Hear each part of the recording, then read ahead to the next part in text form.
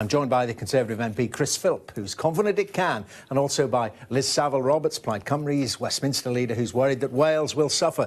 A very good evening to you both. Well, let me start with you, Liz Saville-Roberts. Do you feel that Wales will suffer? And you're not reassured by the Prime Minister coming to Wales today to tell you the future's bright? Well, the Prime Minister, of course, came to the Vale of Glamorgan. I hope, perhaps she may well do. He has in the past come to my constituency of Dwyfor Meirionnydd. If she was to meet my upland farmers, my hill farmers here, who export 90% of the lamb that is exported from Wales goes to Europe, they're concerned about going out on WTO tariffs that could be up as much as 60%. And they're also concerned about being held up at customs barriers, which they may well face in the future with perishable food goods. Well, let me bring in Chris Philp then with the counter-argument. I mean, Liz Saville-Roberts, they're just touching on a few areas which still need to be resolved, and the clock really is ticking. Are you confident that this can more or less be signed off by October?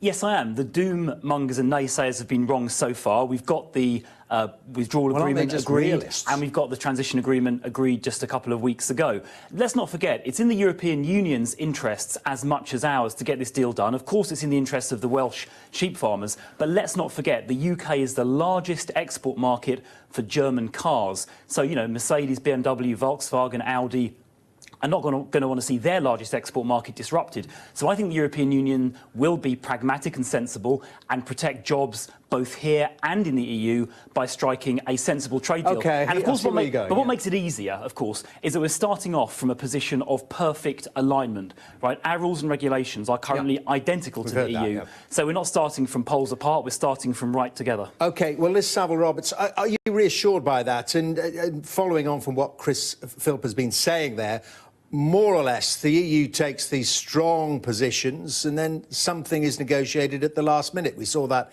in December. We saw it again in March. Do you not think by October, as Chris Philp says, the European Union will say, well, we have to allow frictionless trade and your hill farmers and others will be satisfied?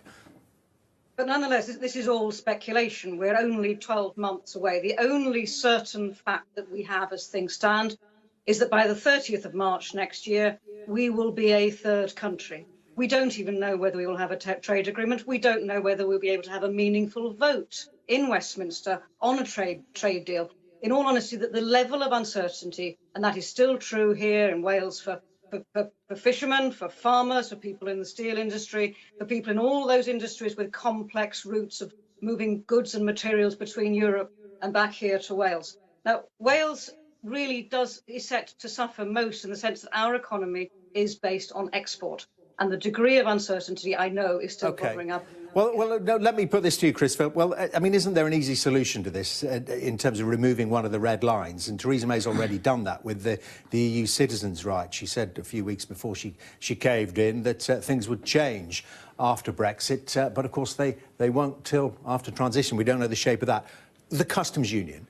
If the UK stays in the customs union, that sorts out the Northern Ireland border, it sorts out frictionless trade. Well, of course, the huge problem with staying in the customs union is that we then can't do free trade deals with the majority of the world who don't have a free trade deal with the EU. Countries like America, Brazil, China, India, all of these very large and also fast-growing countries. So we'd be depriving ourselves of one of the opportunities. Well, what about a relationship with one of the biggest exporting countries in the world, with Germany and France? You know, why not? Well, look, I mean, let's not forget. Why seek other ones to replace something you've got? The European Union represents 20% of the global economy. The rest of the world represents 80%. But it is, of course, vital we do have a close relationship. And our objective is to do a free trade deal and come to a customs arrangement that works for them and works for us. And as I said a moment ago, you know, it's in their economic interest. If they refuse to do a reasonable trade deal or a reasonable customs deal, it'll damage their. I wouldn't call it blinking. It's acting in their interests and ours. All right, Liz Saville-Roberts, I want to put to you, you know, as a Welsh representative, obviously, about this issue of powers coming back from Brussels.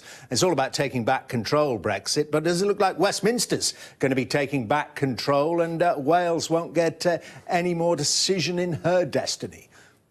Well, this is one of the great mysteries to us. We're told about how wonderful it is for be returning sovereignty and to be taking back control. What Westminster is doing is taking back control of 24 of the powers that would have been devolved to Wales and to Scotland. And in all honesty, if Mr. Philp's MP then would try to describe this as not being a power grab, I would ask, well, why isn't it being left in place? Let's face it. Well, let me answer the question. I'll answer the question now. Divergence. OK, yeah, well, you saved me asking it. Go on. There we are. Let me answer the question. So not a single power currently exercised in Wales or Scotland is being taken away from Wales or Scotland. There's no power being grabbed there. 158 powers are coming back from the European Union to the United Kingdom. Of that 158, 134 will go back to the devolved administrations, Scotland, Wales, Northern Ireland. 24 will continue to be exercised in Westminster. The vast majority get handed down. Now, it's very important that for the UK single market, we have, for example, common product standards. At the moment, product standards, like, the standards for toasters, get set by Europe.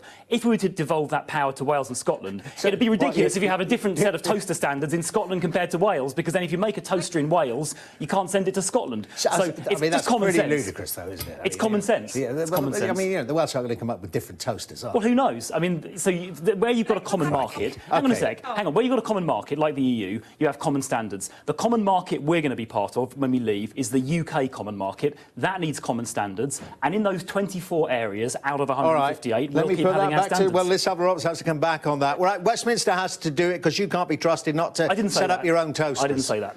There is one very pertinent power, which we've been discussing fisheries this week, and fishing quotas particularly. Now, when the UK, Wales included, leaves the EU, these quotas are going to need to be renewed.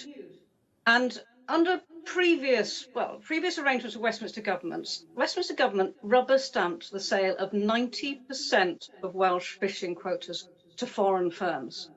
If things remained as they stood, Welsh Government would be able to decide how best to allocate those quotas, how to deal with this.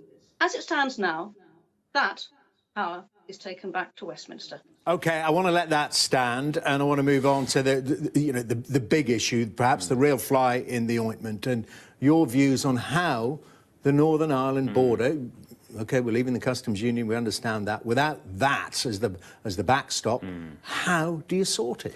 Well, there are 2 or 3 ways you could sort it. The best way of fixing it is by a global agreement or a UK-wide agreement with the EU, which has frictionless trade, not just on the Northern Irish border, but at Dover and Felixstowe and Heathrow as well. The way you could do that is by agreeing that we'll have broadly equivalent product standards and service standards, so we could continue to trade, and there'd be an independent third body, not the European Court of Justice, that would adjudicate.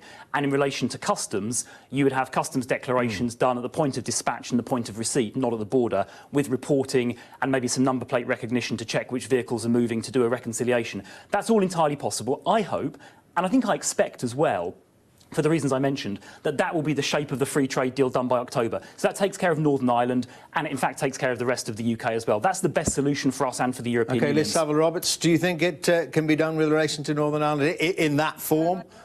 I've been talking to Irish TDs, Irish MPs this week, and they told Welsh Affairs Select Committee quite clearly that there's any visible barrier of any sort on the border between the north and the south in Ireland, that will in itself become a target for terrorism. Quite simply, the most straightforward way of maintaining frictionless trade between the north and the south and between the rest of the UK and Europe is to remain in the customs union and the single market. Everything else creates problems. But, I mean, Chris Philp, you seem to be describing, and correct me if I'm wrong here, a customs union that really is the customs union. It's just not called the customs union. Well, not quite, because under the scenario I'm describing, although there'd be frictionless trade at the border, we could still set separate tariffs and do separate agreements with third countries. That's the critical difference. But it would be frictionless. But any of their goods that come into the UK to be re-exported have to coincide with the EU rules and regulations. Well, if they were to be, if we had a European good coming into the UK, hopefully we can agree tariff-free trade on goods, so there'd be no tariff coming in. When we exported it, that would be a matter between us and the third country. The more complicated situation is where we import goods. Now, if we imported a good and it then got sent on to Europe, we'd have to make sure that the European tariff was charged upon entry. And then if it's even more complicated, when you're assembling something like a car and the components come from different places, you've then got to track the rules of origin. But it can be done. Let's lastly look at some of the politics of it all. And what's the Plaid Cymru view? We heard from the Shadow Foreign Secretary, Emily Thornberry, seemingly saying that Labour would potentially support a decent Brexit deal. You're four square set against it. Well, our standpoint that the best for Wales, as I described, also for Northern Ireland, interestingly, is to remain in the customs union and the single market permanently. The alternative, even if only Northern Ireland remains in it, is that the hard border then moves to Wales and to Holyhead. And that in itself will have a real impact on some of our very deprived communities who are dependent upon that for their economy. So for our interests, the nature of our economy, the nature of my constituency here with its food production, the best for us is real frictionless trade, not jumping through hoops with words, but actually real. I just wanted to get to lastly this point. I mean, do you think you're going to get a meaningful vote, that you could actually vote it all down? All that's been negotiated, if you don't like it, you could get rid of it? Well, I'm very concerned that if we go to a meaningful vote in the autumn, there won't even be a trade deal in place for us to have a meaningful vote on. And in all honesty, the time does come as when we begin to talk about extending Article 50, because the only thing that we are certain of at the moment is that we are third country, we are out of Europe by the 30th of March. OK, well, you've opened a whole new front here, Chris Philp. Well, extending Article 50. Well, that's not going to happen. We've got a transition period running to December 2020. There will be a meaningful vote. It's in primary legislation, so we will get a vote. It is important, actually, as Liz says, that we do have clarity on that free trade deal by October, November this year, so we know what we're voting for. And ideally, we somehow link it in to the withdrawal agreement that we're going to have to sign. But on this point about staying in the customs union and the single market, I mean, that is not what Welsh voters voted for. And if we stay in the single market, we're going to stay with the common fisheries policy, which Liz has just spent 5 minutes complaining about. One thing you agree on is there's an awful lot to do. Chris Philp.